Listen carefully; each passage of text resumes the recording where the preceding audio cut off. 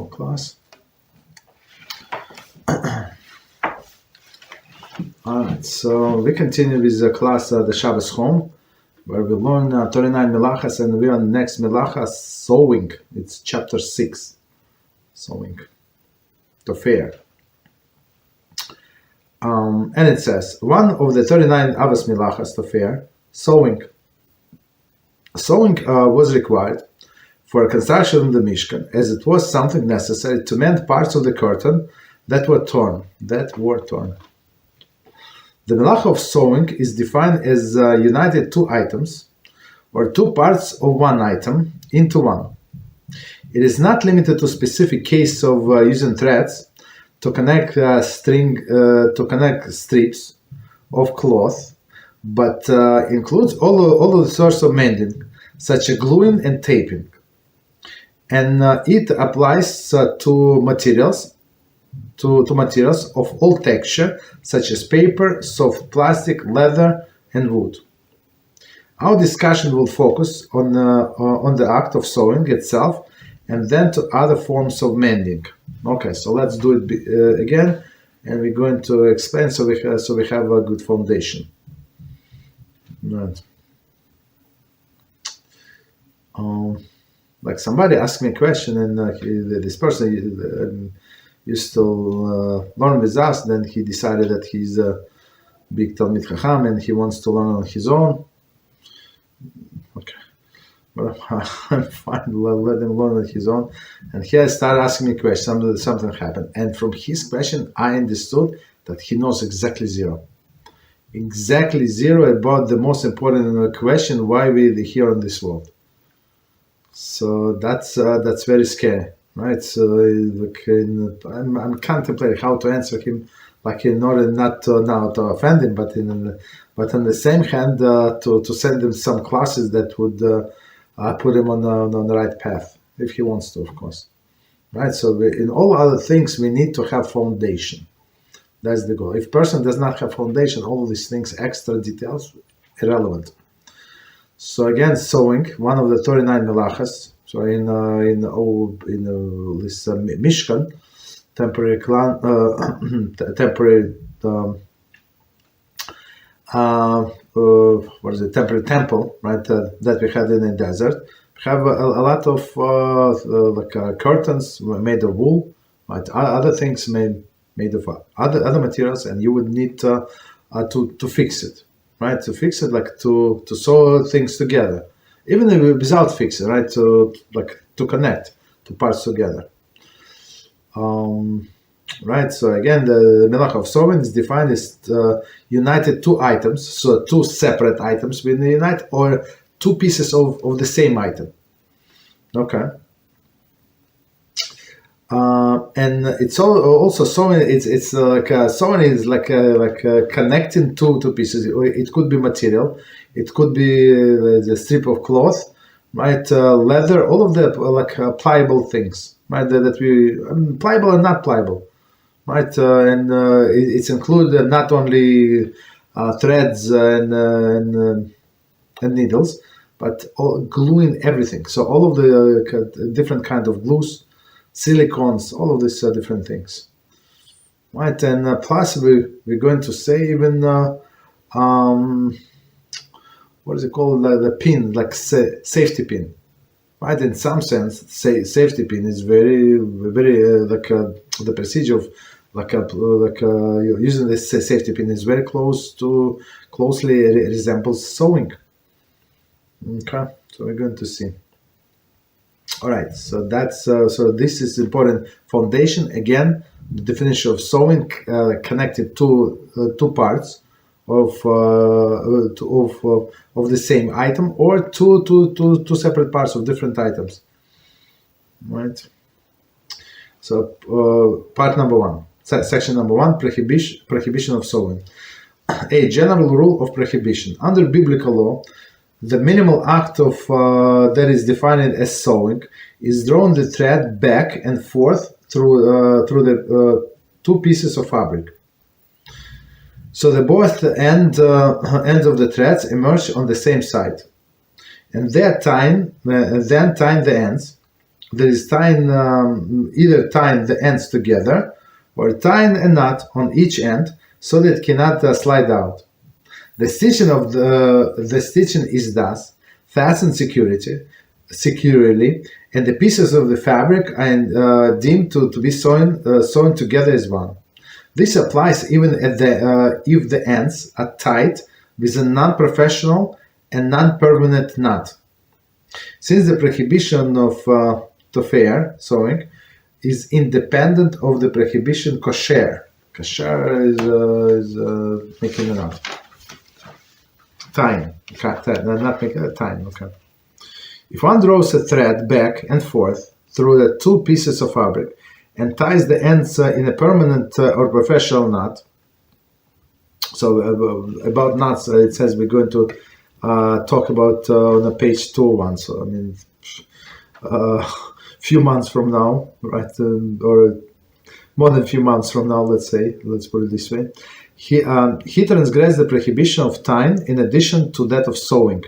So with one action, a person can incur several prohibitions. As we said, for example, when we were talking about in that book of Chofetz Chaim, like in the very beginning, we said a person can transgress up to 21 prohibitions, like positive and negative. Of course, it's like it's not probable, but to just to understand the magnitude. Okay, 21 not probable, but 7, 10, 7 or 3 or 10, it's possible and probable with the same action.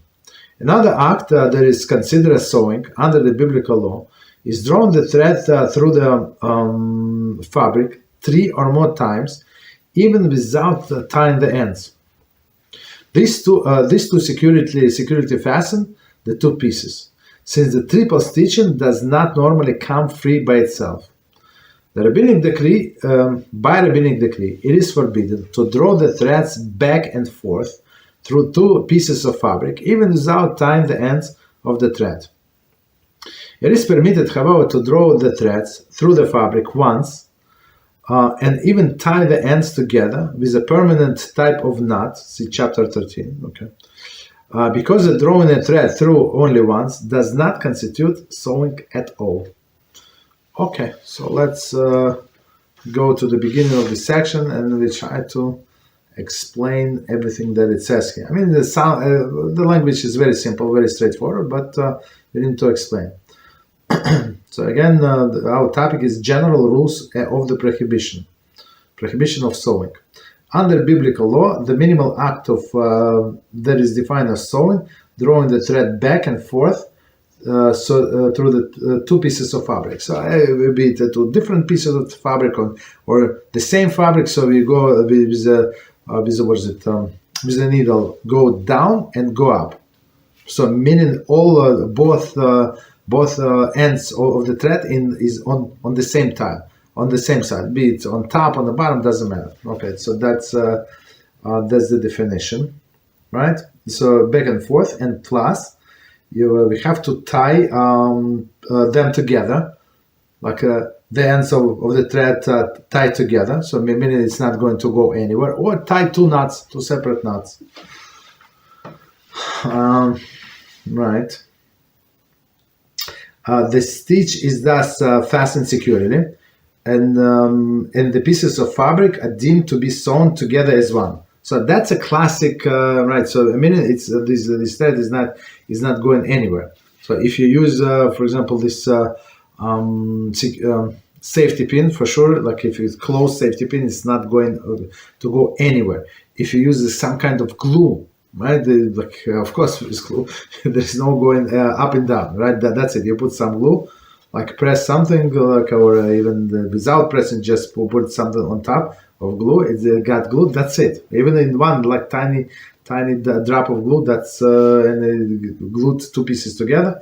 That's a definition. That's violation of this melacha.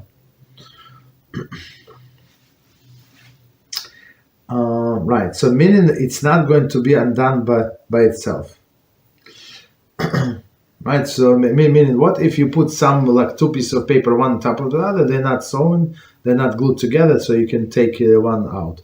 But if you put if people put something like people used to make a glue, from what from the most popular, right? You take flour, right? Flour, add some water, mix it, and it's best glue.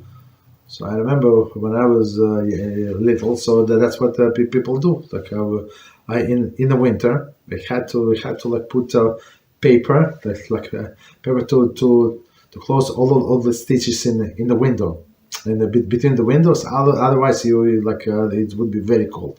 The draft is going to come into the room. Would be very cold.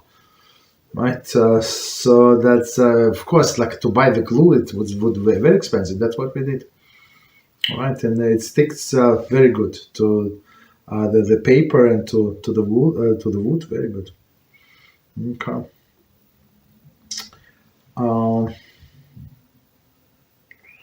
So together, this applies even if the ends with a if he tied with a non-professional and non-permanent knot, since the prohibition of sewing is independent of kasher, meaning of tying the knot. So meaning, so if we just go in and out with a thread and leave it like that, it could be undone by itself. But if you secure with a knot, it's not going to be undone by itself. And he said, what kind of knot? He said even non-professional knot. So what is a non-professional knot? So not that a non-permanent knot. So non-permanent knot, it's a knot in a bow, right? Or some slip knot is also not permanent knot, but for sure it's going to stay there and unless you pull one end, right? So that would be absolutely forbidden. Okay, and we said with a tiny knot, so a person can well, two prohibitions, like sewing and tying. So continue. If one draws the thread back and forth through two pieces of fabric and ties the ends in a permanent or professional knot, he translates the prohibition of tying in addition to sewing. So what does it mean? Permanent knot would be double knot. Right, so for sure, double knot would not be done by itself, and all the difficult knots, for seamen would use, or in other professions. Right, people don't know how to do these professional knots. Okay, so that's Torah violation. Another act is considered sewing under biblical law is drawing thread through the fabric 3 times. So 2 times in and out, and tying the knots, or without tying the knots, in, out, and then another in. Okay, 3 times. So again, even without the knots. So meaning, because it's pretty securely, right? It's not going to be done by itself. So it's so simple. Okay. Rabbinic decree, of course, must be much stricter. It is forbidden to draw the thread back and forth through the 2 pieces of fabric, even without tying the ends of the thread. So, and that's actually our halacha, because we go by rabbinic decree. I mean, rabbinic, that's our law, right? So meaning, even a person would not get a death penalty if she intentionally do that, right? But they still get they get to violate the rabbinic decree. Right. Okay. Continue. It is permitted, however, to draw a thread through a fabric once. So meaning once. I mean, it's not going to hold the 2 pieces together. Right? It's very loose. Once, even tie the ends together. It is with permitted type of knot. See chapter 13. So let's say. I don't know, with one knot. So one knot is for sure it's allowed, because it can be done by itself, right? Or some slip knot also. Because drawing the thread through only once is not considered sewing at all. Okay, so that's not how you sew. Okay, so one time, no problem. So and we're going to use this approach where in using which call these safety pins. There is no problem, right? Or even with a pin with this single side, right? On one side there is some kind of end, and another side it's like pointy. They have where I find them in the men's shorts. When they fold the shorts, they put this pin. Okay, in the factory.